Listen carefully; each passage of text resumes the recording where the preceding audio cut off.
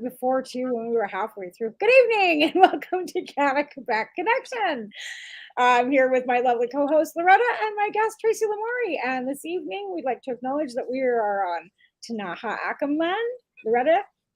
Hi, goddesses. So happy to be here with you. Yes, I'm from Montreal, and it's the Canadian Kaha and Mohawk territory, plus others. So I'm happy to be here and happy to see Tracy. Yeah, we're welcoming Tracy. And again, we kind of already started the show and then I forgot to hit the live button. So we've already started this. Now we're back again to redo it already.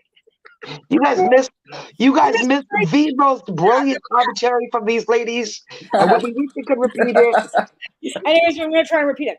So again, we're going to acknowledge the fact too that we're acknowledging the Ukraine this evening, and the fact that it's a horrendous injustice of tyranny that's going on in that country. And I've already we're lighting a candle because every evening at 8:30 Mountain Standard Time, 7:30 Pacific Standard Time, and 10:30 Eastern Standard Time, we're to light a candle and take 15 minutes to send prayers to the Ukraine. And again, this is tyranny. This is actually a country of people fighting for their freedom. Again, we were talking about this before I screwed up, but there's hemp farmers over there. There are people growing fields of hemp and fields of grain and fields and fields and fields and agriculture. So we're talking about farmers.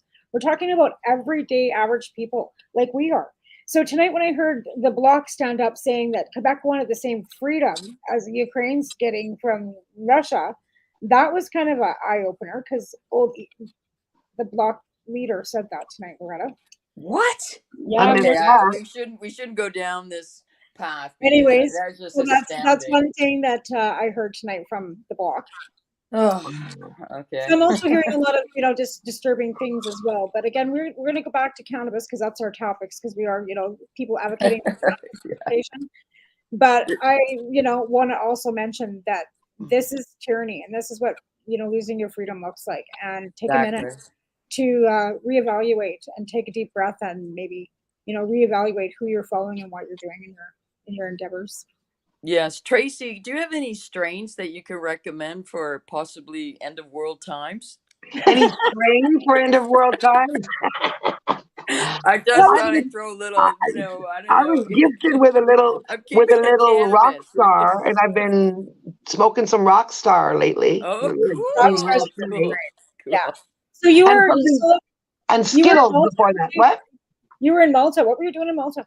Like what's oh my gosh! So I was my first time in Malta. Dave and I went in 2019 for a conference. We accompanied somebody there for a business conference that was medical cannabis, and also they had one medical cannabis conference, and then separately like blockchain, Bitcoin, whatever, which I didn't care about, but Dave was interested in. But if you went to one, they gave you tickets to the other. It was like Malta Week Investment.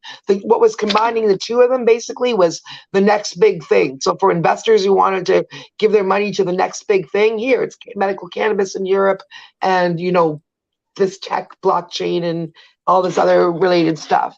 So that was in 2019. So it was awesome. We loved it. And then there was 2 years of COVID, and we were all locked at home, and there was no border crossing, and the world was shut down.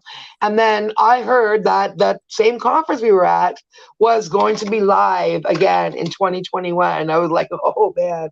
And I ended up talking to my client, Christina Shea, who she get her to come on. She just launched a really nice skincare and stuff, CBD and apple stem and whatever other products. She launched it stateside because the rules and restrictions are so difficult here to launch a new product. She's Canadian from here in Hamilton, and she's had to literally it's really, crazy. She said to put it all there, so she's developed it all on that side of the border. Anyway, I said to her, well, when I went to Malta last time, that's what people were like. They're investors and people that want to hear about all this neat stuff.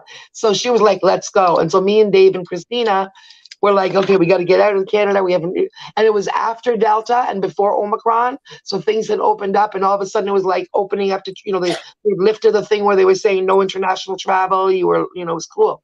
So we literally were lucky in like that little window, that we went.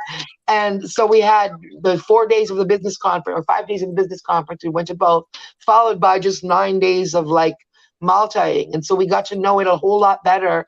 And while we were there, this was crazy because the first time we'd managed to connect, because I plan ahead, with some cannabis, advocates there. And one of them was like, similar to you guys, like not afraid to go with the government, making government connections, And so he had, at that time, 2019, there was a Maltese woman who was a member of the European Parliament from Malta who was interested in the cannabis question. So she was an EU parliamentarian at that time. And we were able to meet with her. Like I was able to get a meeting with her, on the PR thing, sit down with her.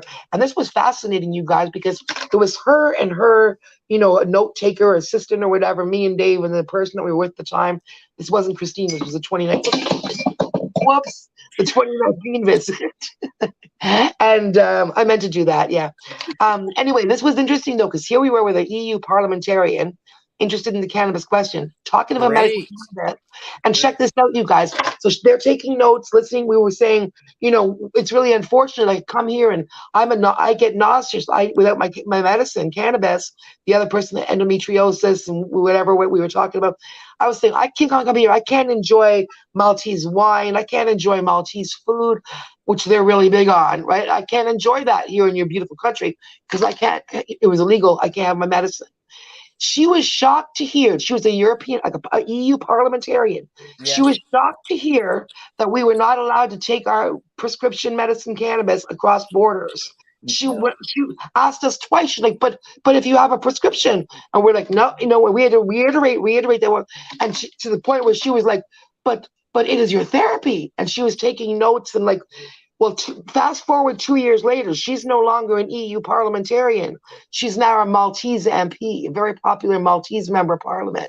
Nice. And while we hadn't followed it as much because we were all in the middle of COVID in here. So I messaged David, our contacts from Malta from before. Hey, what's going on? He's like, interesting that you're coming now because we're literally I may not be able to see you because we're literally in parliament right now with a group of parliamentarians voting on legalization in Malta. And we were like, what? Awesome. A recreational legalization because they already have some kind of medical program, but it's really restrictive and hard, and like but yeah, it was like whatever. Well, you know what I seen today actually on the news, which was kind of disturbing too, that the Health Canada is returning back Section 56s for psilocybin. They're actually like it's so hard for people to get that Section 56 for psilocybin, and so Health Canada is basically sending all these patients or Section 56 denied back. The doctors have to be in control. The doctors have to fill out this complicated paperwork, and the doctors are like the cannabis doctors. They're not on board because they don't understand it because there's no research done. No. So again, like I know this is like not cannabis, but it's still drugs, and but psilocybin basically was taken right back off, like basically where we were 25 years ago with cannabis, right? And that's a disturbing thing. But again, cannabis is the medical. People I don't think are even really going for medical anymore, to be fair. Like I don't have people asking me for licensing and stuff anymore because they can just go to a store and get what they want and they don't have to, like, and if they, people aren't stupid. They will Google what's a good strain for MS or what's a good strain and Google pops it all up. So, I mean, that's what the internet has kind of done. It's put people. I think because people also don't want to deal with doctors very much anymore. Well, that too, but I mean, the internet really has put people out of work. Yeah, like to be fair, like you don't need consultants anymore because all you gotta do is punch it into the computer, and it comes up. And of course, we've got their misinformation there as well as the proper information. Sure, you're smart enough, like we are, most people, you can log through it, right? So you can people also. Yeah, but people also, for years and years, because I sent people to their doctors, would get mistreated by their doctors. So I get it that people aren't, when medical was the only way to not get arrested. So I get it that there's been a switch, but it's not good. Like, does anybody know what happened with Neil today? Because I just saw, like he got raided. One of the dispensaries, it's not Neil, it's the Blue Door. Which is not, it's Neil's dispensary, but there was a dispensary that the CSU unit went into in Vancouver today and shut them down to their staff because they're running. It's not legal. Like, I mean, it's the same as a dispensary. Right. Well, there's no opportunity to be legal. Yeah. Right. Okay. But again, like they have to. It wasn't a legal store. And I know everybody's bucking the fact that the legal stores. I get it. The legal stores out here, at least, I know they can deliver now. I'm not giving them props, but the product, I have to use them because I can't go down the alley and pick up from anybody anymore. Nobody sells recreational, like anybody really anymore. To try and get a bag, it's near impossible. You have to go to the store. Yeah. Well, there's You know what I mean? I nobody hate to really say that. nobody wanted to continue the alleyway trek anyways, but But another point that was made Well, the you other know day. what? And two on that, like until this week, until like last week, I had never. I swear to God, I guess they hired me 2 weeks ago. I had never. I mean, not that I had a big thing against. I'd never said I'd never would. But I had pretty much stayed away from working for any of the legal cannabis, either stores or LPs or anything. And then about 2 weeks ago, I was approached by. I just put out my first press release for them. Purple Moose Cannabis. They got 3 stores in Oshawa and 2 in Toronto. And I liked the founder. He comes from travel and he did this. And he hires mostly legacy people. And that's what he wanted to do them awesome. the release That's about. good. Is about Yeah. about legacy people and how they should be brought into the industry. That's one thing that the security levels and stuff here, like you got to be able to get a pro serve here, like a cannabis serve, whatever. So I don't know. I think they've taken up the restrictions of criminal record checks. I haven't checked. Yeah, I think they said they still had to make sure we was able to pass through whatever, and But because so I you had was to like, have a course and you had to they wanted to go to the College of the Rockies and get some stupid commercial marijuana course and all this stupid shit. Like after 4 years, they're realizing nobody's going to do that. Nobody's going to go spend $5,000 on a course to go work for $15 an yeah, hour. exactly. So I liked them, and I thought, okay, I can do that. And then you know what? It was the second guiding factor though, because if I'd still been like, oh, no, we don't work for the legal, that wouldn't have been enough to sway me. But you know what? What it was that I was like, you know what? I'm throwing away my stupid loyalty to the underground only. You know why? I said, I was like, you know why? Because I'm watching Facebook especially for the last 2 weeks, and I'm noticing the difference. And like most of the people that I was holding up, that I'm a part of their community, I don't think I am, because I'm looking at what they're doing with this last 3 weeks in Canada, and all the those cunt boy. and I want to say too, like these people, they seem to have this that when I say I'm not for whatever they seem to think I'm attacking their personal freedom to do what they want. Other people do, but I really don't care if they get their vaccines or not. I'm not for any whatever mandate. I don't care. I never care about any of it. What I care about is who you're marching behind and who that's the problem. That's it. For all these people who think that's it, crazy. That's it. That's it, straight up. I don't care what you do. You want to shove? we love Trudeau. We love mandates or up your ass and fuck. You're not hurting me. I don't care. You don't want to do whatever that you think that you're being forced to do because you're not. Nobody's forcing you to do anything. But I think we can agree. Right? I think we can agree. I think we can agree that people to try and make them realize that cannabis wasn't the devil's lettuce, and we still come up against the same people that are so blinded by what they believe because that's what they were fed. And now they're throwing it back. Well, you couldn't believe the government. The government didn't know because nobody sat down with them. It took us fucking a long time, but you know what it took? Us taking our fucking horns back, us joining the government, us going to our MPs, going to conventions, sitting down with the politicians, speaking with them rationally, and explaining to them why. It wasn't going to help us screaming and yelling and fucking and pitchforking at them and not talking to them rationally. Right, and that's and in fact, the more I see that crazy display, it's actually, like smart people question themselves too, not just other people, Sure.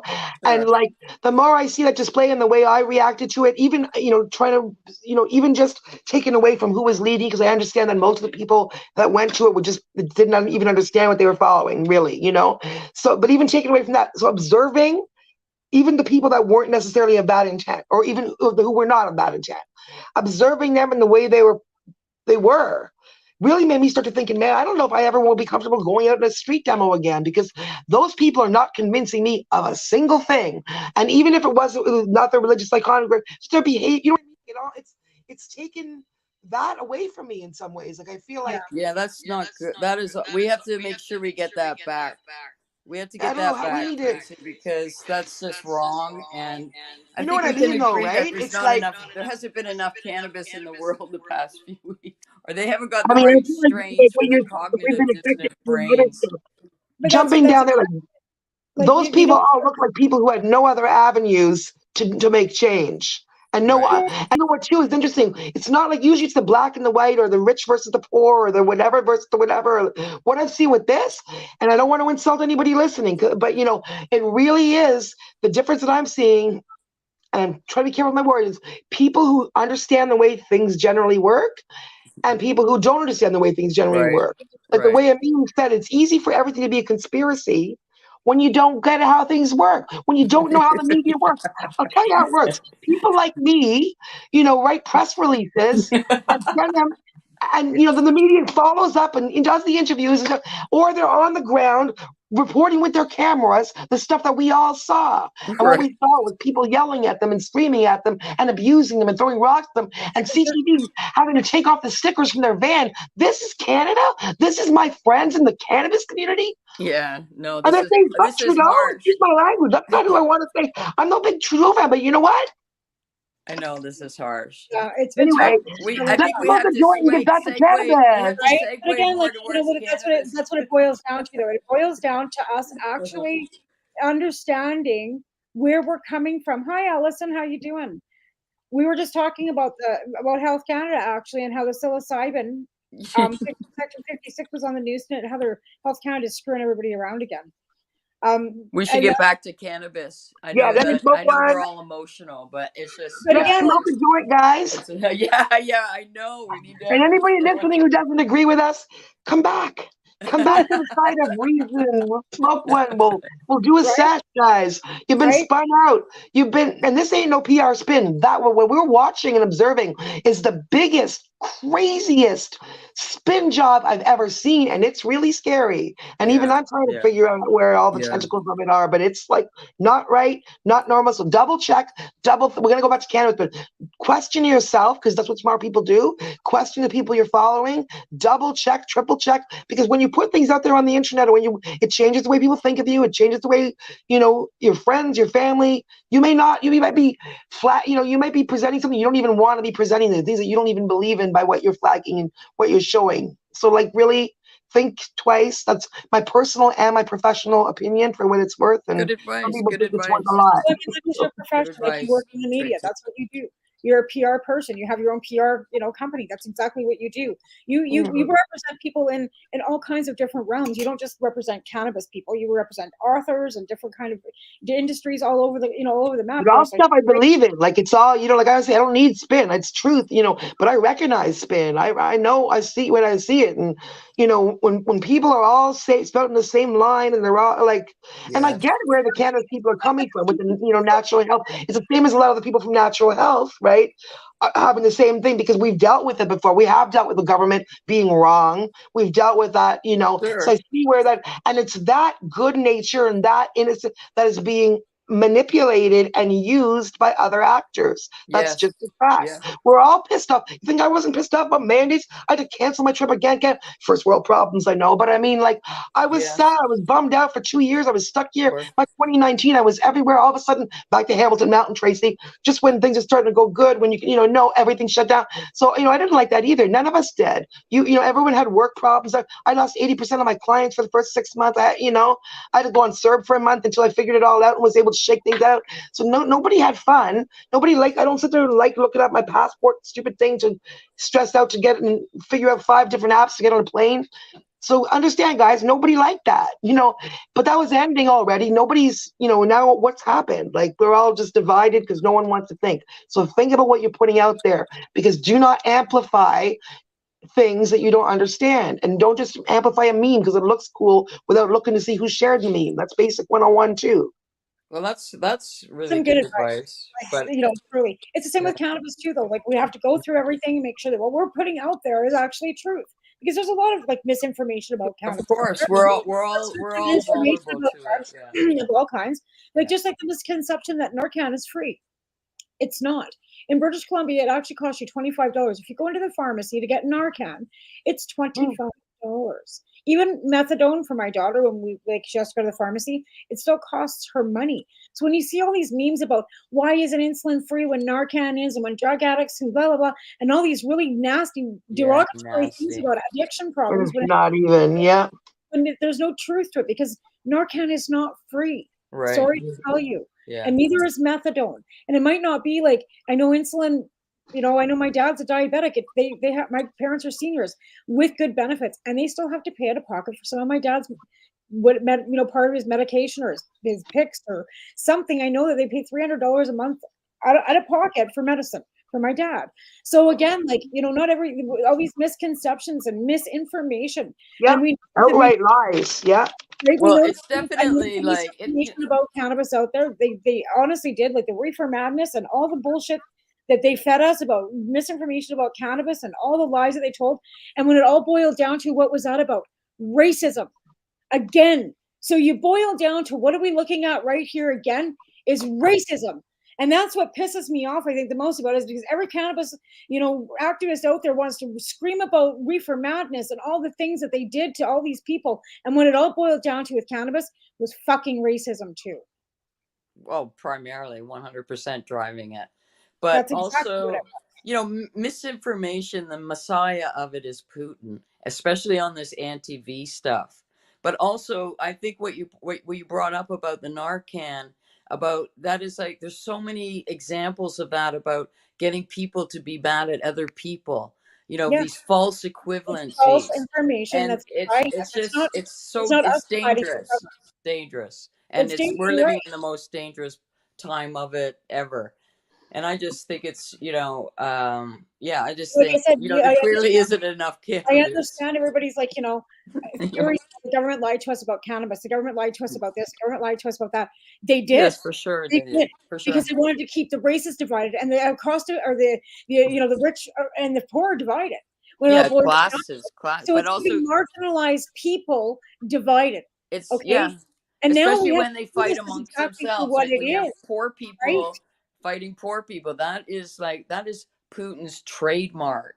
That is like, because he is the master of misinformation and bots on Facebook and whatever. A lot of them of these false equivalencies, like they are like being drummed up in factories in Hmm. Yeah, Moscow and in China and in Trump land, like and Canada too and everywhere. But Putin, this is like KGB you have to remember, like, mastermind stuff since the yeah, beginning yeah, of Well, it's Putin. like Dave was saying, what has North America been doing? You know, primarily the U.S., but we've been right there behind them. You know, supporting, doing for 50 years with regime, with countries in South America and in the Middle East, trying to destabilizing from within. And we see the same thing, but we don't think about it. We see the people out there demonstrating. We don't know what percentage of the people that is or what. we hear about people bitching about how we're giving money to foreign aid and how dare we do that. And you Yeah, know what? And here's the thing: you want to keep the country stable, so you don't have a mass immigration as you're screaming about the people at the U.S. border coming up from South America because their countries have been destabilized by yeah, fucking exactly. by foreign money. But nobody wants to say, like, that's why cannabis can't even get off the fucking ground in any country to be legalized, to be stabilized, because you got all this fucking other shit going on. And all we want is, like Ray says, well, cannabis would save the world. You're fucking right, it would. But you have Yeah. to keep fucking fighting about it. And fighting I, about who's going to do it right and who's well, going to it's do going it to wrong. take a few generations, but I just hope we have them, because we're at a dangerous time, and then the climate and the earth is really suffering. Like, but you know, we have to stay positive, because you got little babies in your lives, and you got to stay That's That's why I right. keep positive. telling Dave, You stop with got the to doom like, and you gloom. got to make it good Yeah. for them. We have to You make don't it want the better kids for to our hear kids. it. But again, like I said, there's a lot of hemp farmers that are running for their lives in the Ukraine right now too, because Yeah. that's one of their commodities. Never mind the grain, never mind the sunflowers, never mind. They've got huge farming and agriculture over there. And I read that somewhere today that there was on one of our, actually, I think it was one of the international cannabis pages, that there are hemp farmers in the Ukraine asking for help. I hadn't So heard that anywhere. Thank you. That's it. Thank you for bringing that to our attention. I yeah. wonder if it's That's whatever is left awesome. of this Well, cannabis.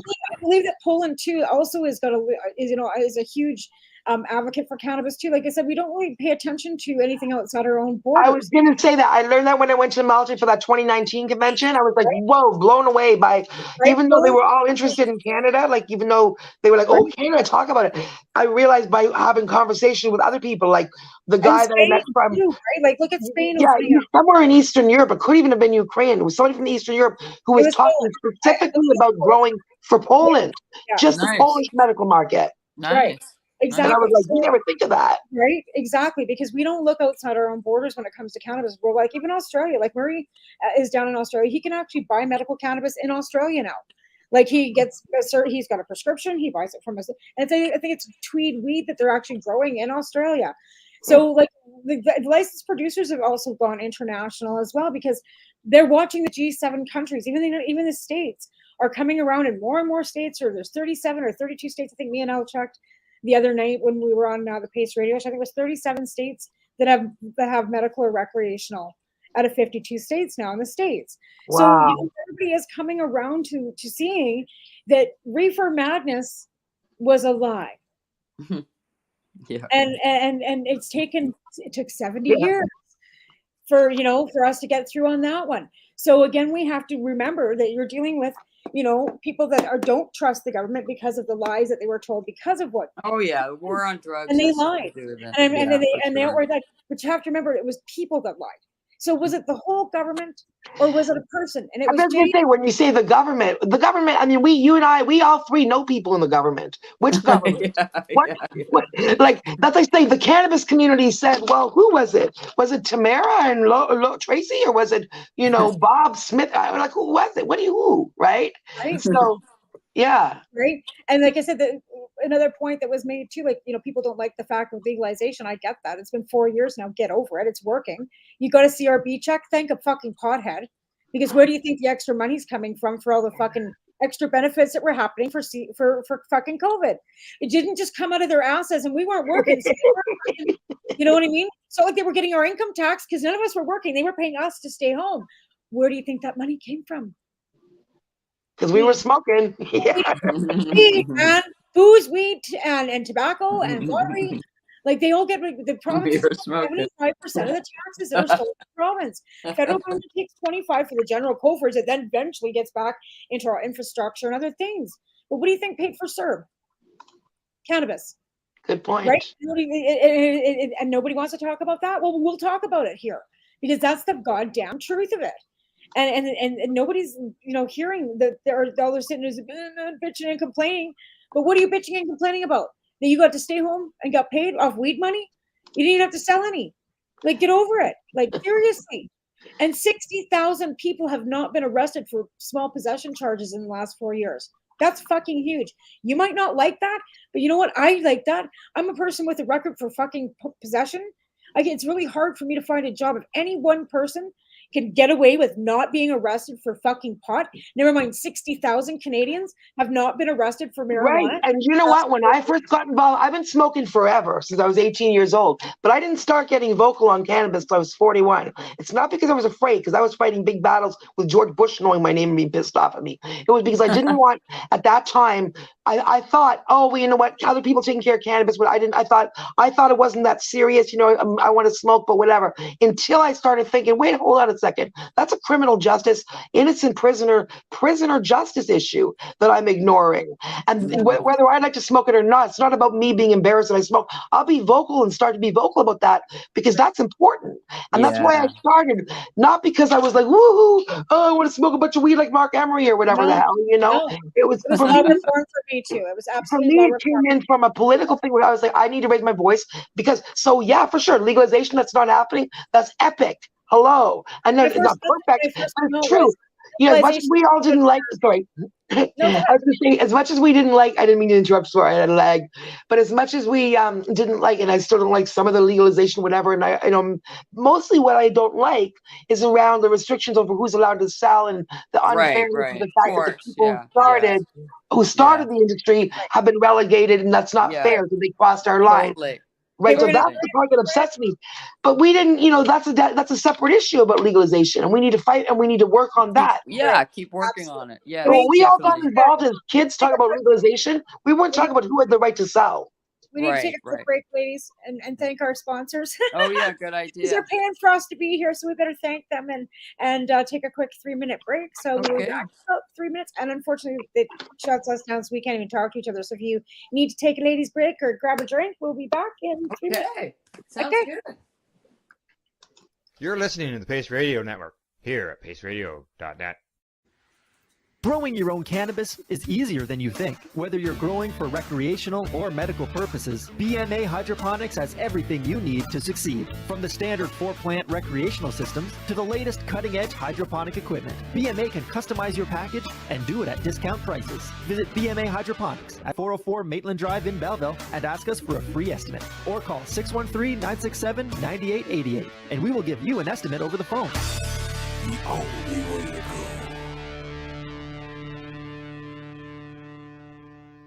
A doctor's job is to relieve your pains. And when it comes to growing cannabis, the biggest pain is trimming. Let Dr. Buck Cannabis Trimming Solutions take the pain away. Whether you're a home grower or a commercial operation, we have the cure. From 4 plants to 400 plants, garden size doesn't matter. Dr. Buck Cannabis Trimming Solutions comes to you with years of experience and professional discreet service. It's simple. We trim your weed and we do a damn good job. Visit drbuckcts.com to book your trimming. What do you find at paceradio.net? People advocating cannabis education. CP operates a medicinal cannabis signing clinic. If you want to grow your own medicinal cannabis and are located anywhere in Canada, then I'd like to suggest that you give them a call. They can be reached at 1-613-967-9888. That's 1-613-967-9888. And grow on with CP.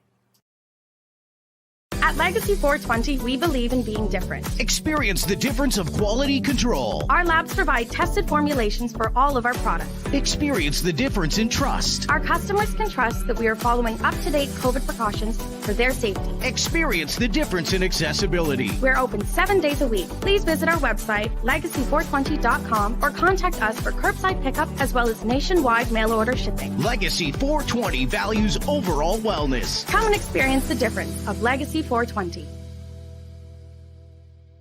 Did you know that the Pace Radio Network isn't just a radio network? That's right, because most, but not all of our programming is now done via video and is then podcasted at paceradio.net. So if you want to watch our programming, you'll find us on the Pace Radio Network's Facebook page, plus the show's own page, and you'll find us live on the network's YouTube channel.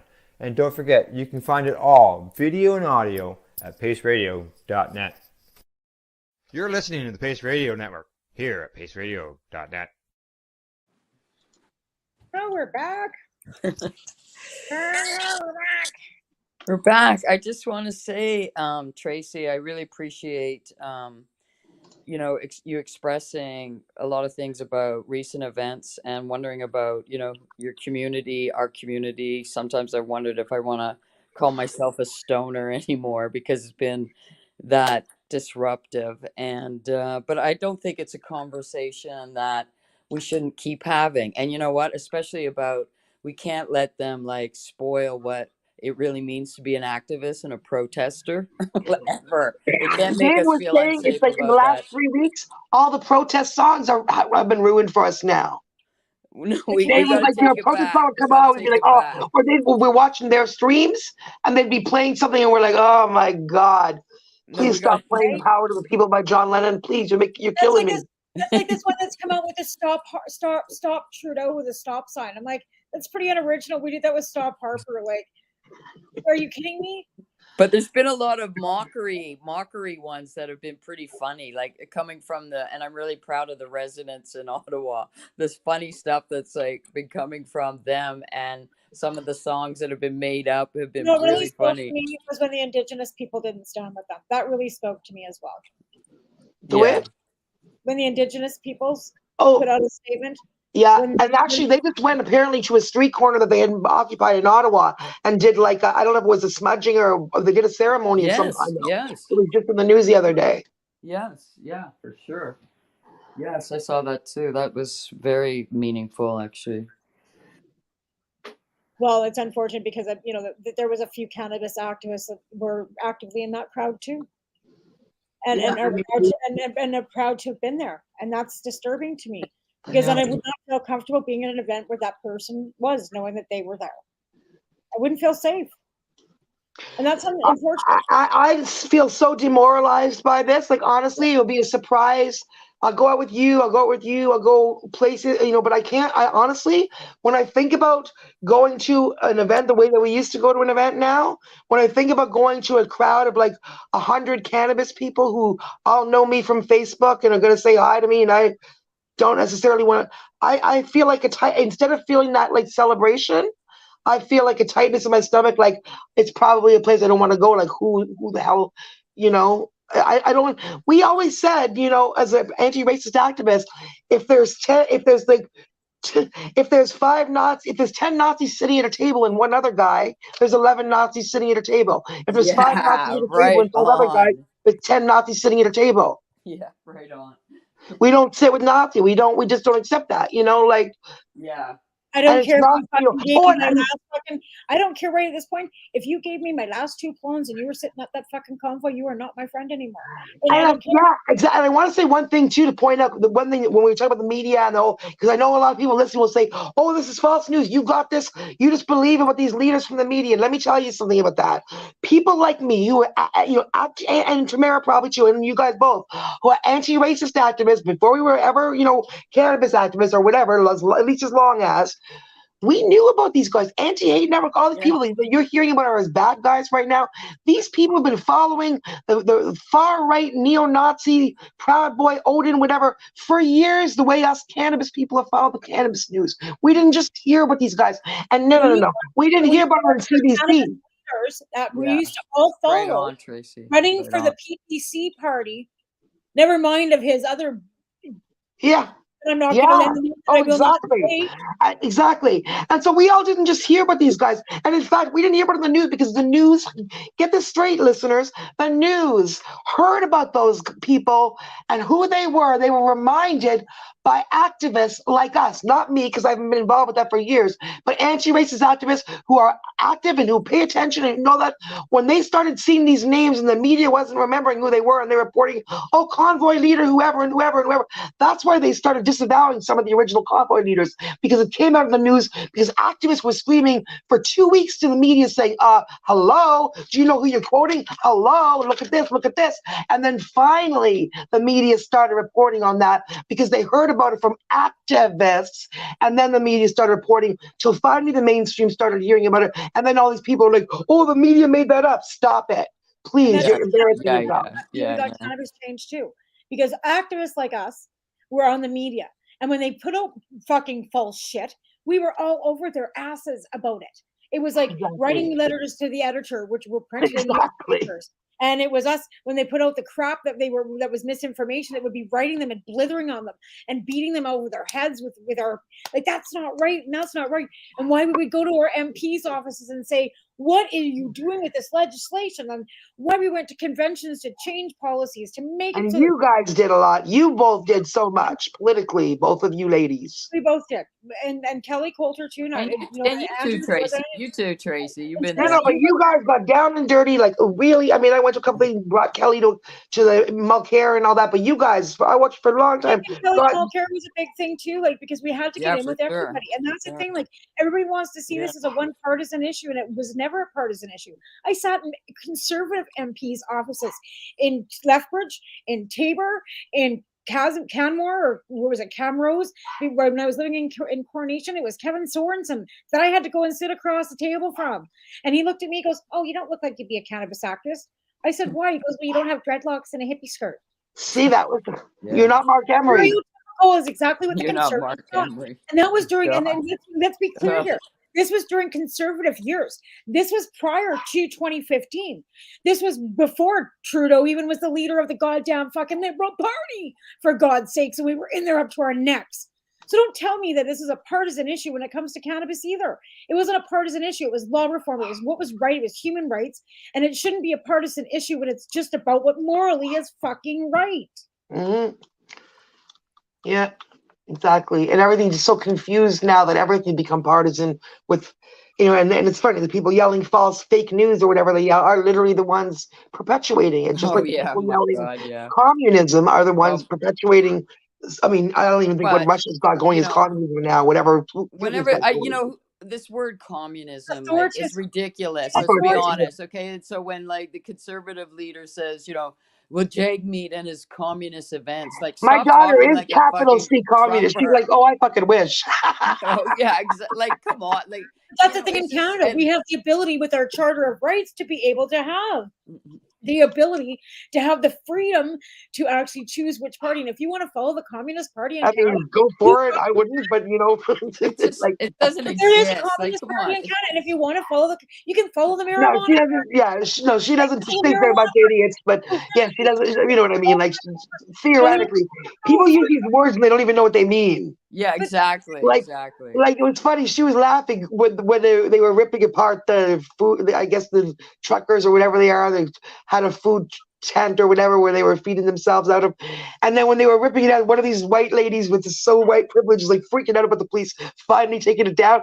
And she's like, "This is communism." My daughter's cracking up, going, "Actually, you feeding your friends from a tent is communism." right? And then bringing it down is capitalism, authoritarianism. Really, get it right.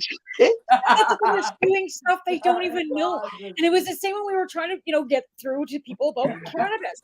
You had so many people spewing so much misinformation about, even with the CBD train and all the stuff about that. And it's like, in the curing of cancer, okay, some people, yes, maybe, I don't know. But be careful about those claims. Exactly. Because I got a lot of people in trouble because you're claiming stuff that there really is no backing for. When everybody says you need receipts, because that's the new thing, when you need receipts, there's no receipts for that. I have a lot of dead friends that tried just using cannabis, they refused any other treatment, and they're not with us anymore. So, and then I've got other ones that are alive and are doing really well. Yeah, So, it's like anything. I mean, yeah, right? It you have to doesn't be work for careful. everybody. And if you don't, and if you spread, and if you make false claims or claims that are not provable about one thing, then makes you less credible about the other 50 things you're saying that might be absolutely That's factual. a very good point. Your Very good. integrity's shot. Don't exaggerate. Show what we have. We don't need to, cannabis does enough without us having to make other claims. It's been a big thing, especially when we're trying to make it, when it was, what I once said, if you put an RX label, we're never going to get it legalized. If they just put the RX label on it and just make it medical, it will never just be for everybody. And it was so goddamn hard to get it medically. Look at all the hoops that we had to jump. I had to fly from Alberta to Ontario to get a goddamn license. At first, I didn't even try. For years, I didn't even bother because it just seemed so intimidating. Right. Yeah. Now you don't have to go through that. So again, I mean, yes, legalization might not be the exact way we wanted it to go, but now nobody's fighting with a doctor to go and get medicine. Right. And when we were all kids, when we first got involved with legalization, like before we had these years in the cannabis community, before we knew, was it about who was going to sell it? That's just part two. It was about legalizing the fucking thing, reducing the stigma, and not going to jail. Exactly. Job one, done. Yes. Yay. Yes. Yes. Good.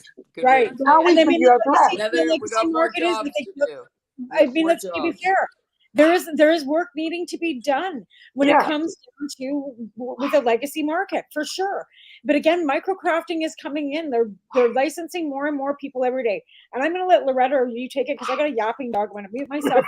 Okay. Well, and speaking of more job, I think that's a great way to put it. Like, it's a work in progress. Legalization was to also, yes, and sending people to prison, and how marginalized and racialized, and how I so often just saw it with my own eyes, how I'd be walking down the street with a joint, and people would never think it was me because I was a white older bitch. You know what I mean?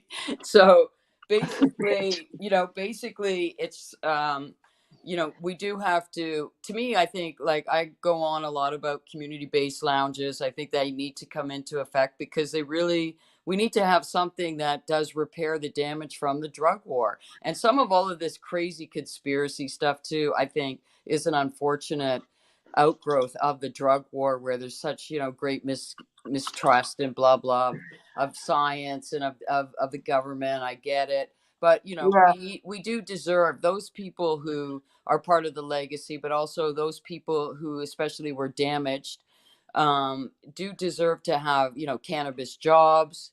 They do deserve to have cannabis harm reduction programs. If we're serious about ending the massive opiate death, we should have like drug testing programs and and how to have greater access cannabis programs, like, so we do have more jobs to do, but I think that is a good way to say it about part one done. But But again, we all got if interrupted, right? we got to take the stigma off. Like I said, once Yeah. we, like with the lounges, like it's unfortunate, but they're talking about them. I think it was in Denver, one of the states where they've got legal recreational, and people are seeing it more like a bar, right? You go in, you have a couple, You can have different models. but that's the thing with the edible, because you can get drinks now, right? So you can drink cannabis drinks. Sure. So if you can go in and buy those drinks rather than buying an alcoholic drink, yeah, that you can have lots of models. You can have the cafe model, the bar model, and the community-based model. We don't need one model. We can have lots of different models, but we should have the model that does say, you know what? You really caused a lot of damage over a half a century. And think about all the people murdered in Mexico over cannabis for the tourists. Like, I mean, think about the damage that's been done and the death and the destruction and the ruined lives. Like, no, there needs to be a model that actually addresses that. It can't just be the government making billions of dollars off of that legacy. No. That's the thing. It's just not fair that it's like they crossed, they crossed our line, like in the union in the old days, like the scabs took over from all the people who built it. We built it all, and then that's part's not, exactly. That's unfair. a good analogy. And that's why I was, leaning toward the legacy people who are still angry. And I was like, I'm not comfortable working with. But then I was like, again, like I said, this last month that I've been seeing the ridiculous stuff that some of those people that I've been standing beside so adamantly are saying. I'm like, really? Are those my people? Why not that? The guy who owns a retail store, he's making sense to me, so like. Yeah. Right. Well, that's the thing. I think it's gonna, in time, like, I mean, baby steps. We've always said that right from the get-go when it came down to getting anywhere with cannabis, even with, like I said, getting licensing. I mean, 10 years ago, you couldn't find a doctor, and then we had one doctor, and then that he got too, involved and too many licenses signed, and then he was taken out and his license was taken away. Dr. Cameron was a huge, catalyst and, to get a lot of people licensed. And then all of a sudden he was gone. And now, like, trying to, now, like, you can go on Namaste with, it's all for a licensed producer. They'll give you a license, but it's not a grow license, right? And that's why there's CTCP and stuff, because they at least allow, there are places out there that do allow grow licensing, right?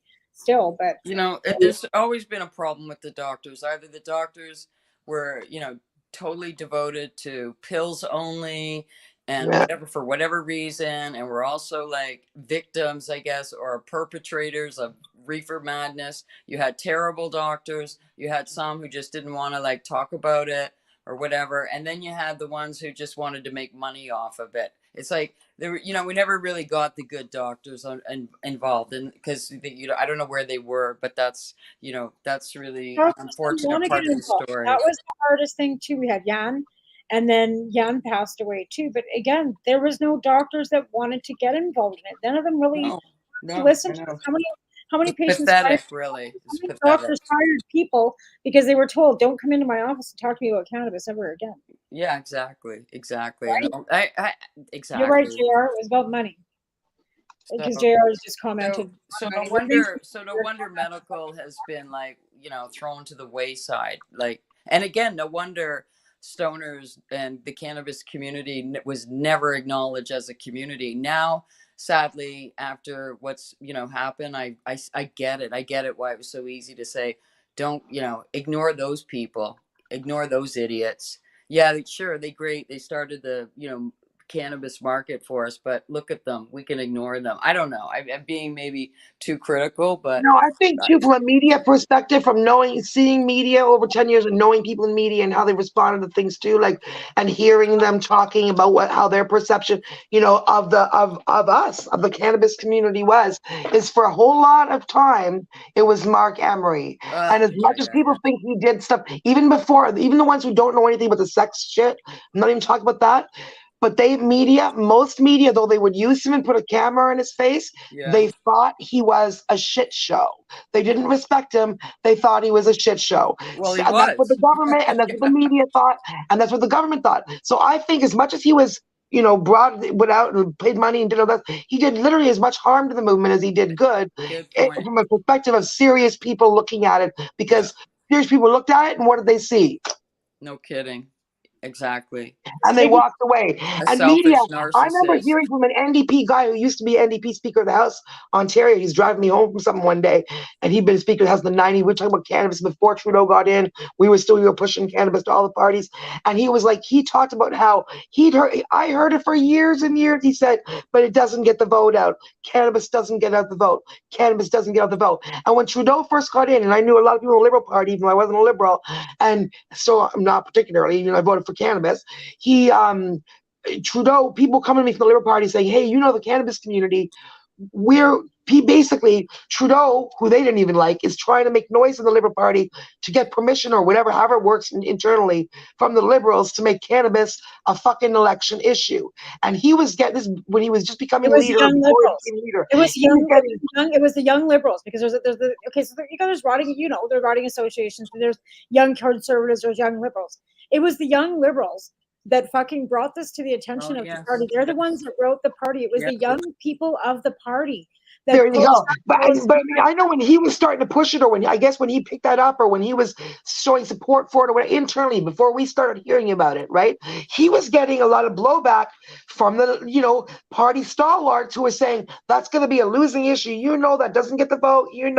So there was such a huge blowback for that. It was really hard, even within the party, for him to even get that going. So I'm grateful for that. I am, because it wasn't easy, Tracy. It boiled down to membership and people going and becoming delegates at the fucking convention that were able to vote on it. And you're welcome. Yeah. And you did more than that, because you were out there and that, like you said, you guys were in the offices, you were bugging the MPs, you were on the streets and in the offices and doing the writing and doing and like you said, being credible representatives who could speak sanely. Yeah, I think this. People are mad at CBC a lot, and it's a bit ridiculous. But I will say this: I also think CBC relied a lot on Mark Emery. He was go-to cannabis because he got labeled the Prince of Pot, and they didn't really, and they just constant. It was just easy. They all were did. lazy. They all went. That was the only voice who was in their Rolodex. Yeah, exactly. They just, and every once in a while, if a different maybe voice, but he just sucked up all the they bought energy. Spin and they just doubled down, and it was easy. Yeah. This is why that's why I initially, when I was getting in the cannabis, doing my professional work in the cannabis industry, it wasn't until I needed cannabis clients. I always say I make 5% of my income and 90% of my drama on cannabis, but it's my community. Honestly, I've always said that, so I didn't need. But the reason my why was to present other friggin' voices, you know what I mean? To be it's not just that, there are other credible voices that can speak and that can, real life experiences that are different and a lot more easier to take. And stories too, people's stories as to why you use cannabis and what got you into the cannabis community. Usually that was my first question on Cannabis and Coffee with Marijuana. The who, what, where, when, and why. Who are you? Why do you smoke cannabis? What got you into the cannabis industry or community? That's a good question. What did people say? What was the common answers about what got them into the community? Not why they smoked, but why are they part of it? A lot of them were, smoking it when they were younger, and then they found it was good for medicine, and then they got a license for medicine. Most of them started medically, recreationally first, because they were, smoking it as teens and stuff, and might have stopped for a while. But a lot of people too, claimed for medical, right? And in reality, a lot of them got medical because they just like to smoke weed. And it was just a way to keep yourself from getting fucking arrested, right? And like to grow a few plants, keeping yourself getting fucking arrested. And there's no harm in that either, because as far as important. Use cannabis for sleeping or eating or whatever, that's medical. You don't need a fucking doctor's note to tell you that. That's just my stance on it. I've always said Therapeutic. Something, a prescription, sure, so you can take it and travel with it, maybe so it makes it so it's more legitimate. But I don't think it should be. I just never thought it should be And To you me, know, it's true. With all people bitching about legalization, I'll tell you one thing. It wasn't so bad this last time because things were opening up and everything, but I won't even get into that. But the first time we were in Malta in 2019, it was like, over the trip, people ended up passing me joints. So through the way, and I ended up, getting some cannabis.